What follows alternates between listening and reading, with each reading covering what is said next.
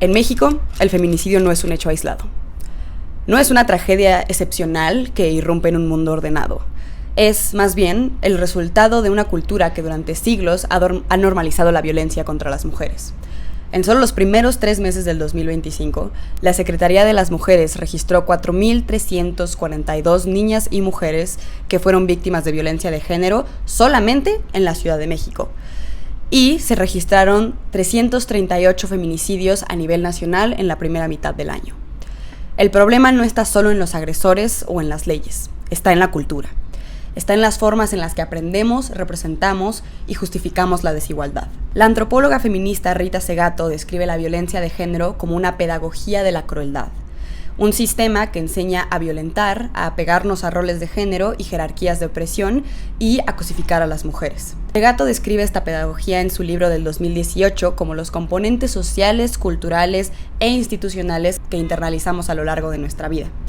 Para no perder la interseccional de su enfoque, menciona muchos factores de la sociedad, incluyendo incidencias del capitalismo o del racismo, pero cuando habla de género, comienza con los roles aprendidos que no son inherentes al sexo. Esto se refiere a los típicos estereotipos de tanto hombres como mujeres. Los hombres son estoicos, proveedores, racionales y por ende fuertes.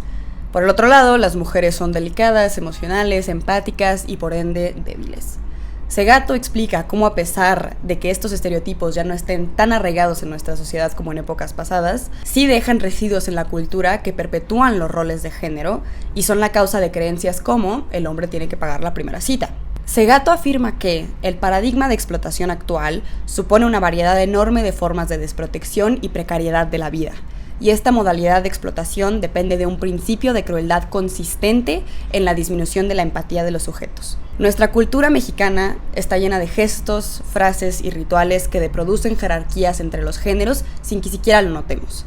Similar a Segato, la exdiputada y antropóloga Marcela Lagarde llama esto la cultura del cautiverio, cultura que genera condiciones que mantienen a las mujeres encerradas en papeles tradicionales opresivos, incluso cuando en teoría poseen los mismos derechos.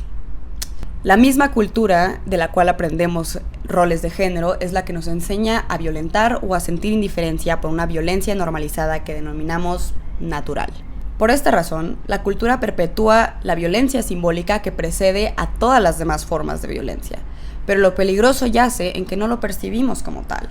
La violencia simbólica se disfraza de amor, de tradición o de humor. Cuando esas narrativas se repiten una y otra vez, termina creando un clima que naturaliza la agresión. En ese contexto, los feminicidios no sorprenden. Son la consecuencia fatal de un sistema que lleva siglos deshumanizando a la mujer. Es importante recalcar que esta cultura y estructura no se sostienen solas. Necesitan instituciones que las validen y medios que las repitan. Frente a esto, el cambio institucional, aunque necesario, no es enteramente suficiente. En este punto, la doctora Jennifer Piscopo ha hecho múltiples investigaciones empíricas para determinar cuál es el verdadero efecto de las cuotas de género en la implementación exitosa de leyes de paridad. En The Impact of Gender Quotas, Piscopo utiliza múltiples casos de estudio en distintos países para analizar si las cuotas de género realmente se traducen en un cambio sustancial en políticas públicas o cambios institucionales que promuevan la equidad de género. Piscopo encuentra que si algunas o muchas legisladoras promueven activamente los intereses políticos de las mujeres, pueden ser recompensadas o castigadas por los líderes del partido que controlan la selección de candidatos o por los votantes que eligen o rechazan a los titulares.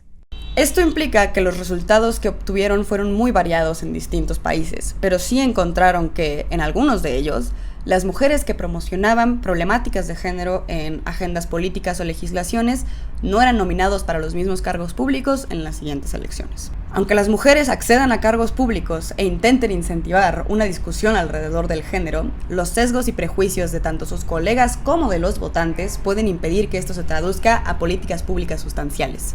Las fiscalías especializadas o los protocolos de género no pueden funcionar si los componentes jerárquicos de género siguen arraigados en la sociedad. Para obtener una verdadera igualdad de género, en todo el sentido de la palabra, lo que necesitamos es una revolución cultural, una transformación en la manera que educamos, narramos y representamos el género. Y sobre todo, hay que reconocer que la violencia no es inevitable o intrínseca, es algo aprendido, y por ende, puede desaprenderse. Hablar de feminicidio en México es hablar de cultura, de poder y de memoria. No basta con contar los casos. Hay que entender las raíces e incidencias sociales que crean la cultura que los permite. Hay que reconocer que la violencia no es el error de unos cuantos, sino el reflejo de cómo pensamos y funcionamos como sociedad, tanto hombres como mujeres. Hasta entonces, cada palabra, cada historia, cada marcha, sigue siendo un recordatorio de que la cultura puede matar, pero también que puede salvarnos.